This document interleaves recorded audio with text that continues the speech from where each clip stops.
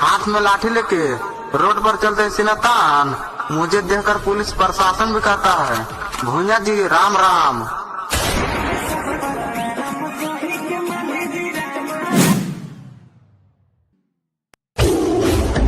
अरे हमनी का नाम सुन के भले जले वाला जले, अरे हमनी का नाम सुन के भले जले वाला जले, लेकिन सोशल मीडिया पर योगेश मांझी ब्रांड के नाम से।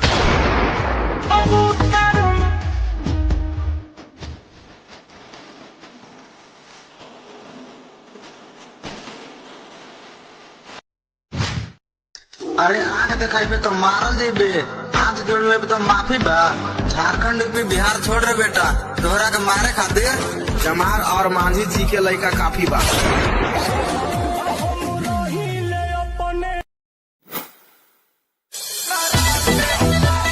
करे जाओ आवा पलामू किला के मेला घूमे।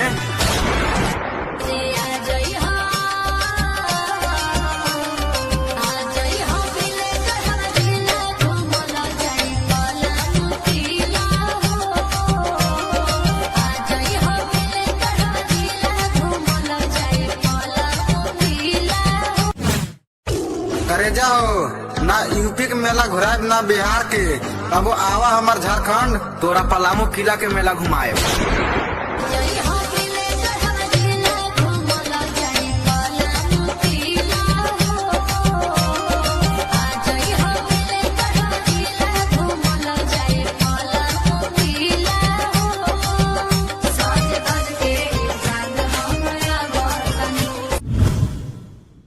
अरे भले 2 काठे बेचाई 47 ने की नाय, अरे भले 2 काठे बेचाई 47 ने की नाय। झारखंड का लड़का से रंगदारी करबे तो तोरा पर 2 नलिए चलाए। 2 काठा बेचाई 47 ने की नाई चलियो करे पगोली। अरे गरम बाटे खून तो धवा जाए पानी से, अरे गरम बाटे खून तो धवा जाए पानी से।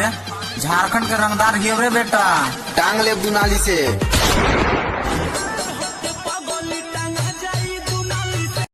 अगर लेके हम बारात आबो पलामू जिला के चौक पर, अगर लेके हम बारात आबो गाढ़वा जिला के चौक पर। झारखंड के रंगदार एगो छोड़ी तो रात भर नचे राइफल के नोक पर। के चौक पर नाचे पर तो छौड़ी तोरा राइफल के नोक पर।